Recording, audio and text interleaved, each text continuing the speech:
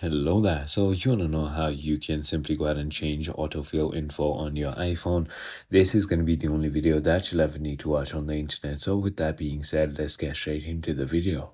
To change autofill info on your iPhone, update your details in the contact app, especially your My Card, and ensure Safari is set to use it in settings. So all you need to do first is go ahead and open the contacts application. So I'm just going to go ahead and do that real quick.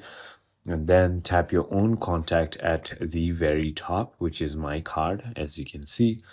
And now all you need to do is click on edit on the top right, and then you can update your name, phone number, and so on and so forth right over here along with your home address and stuff like that.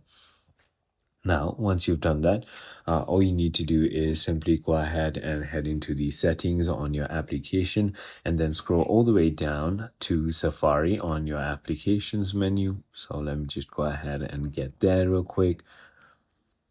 As you can see, I'm going to tap on Safari and now simply go ahead and look for autofill and tap on that, and then simply go ahead and delete any other or old incorrect cards right over here. So it is as simple as that. I hope this video clarified everything for you. If it did, hit that like button and I'll see you on the next one.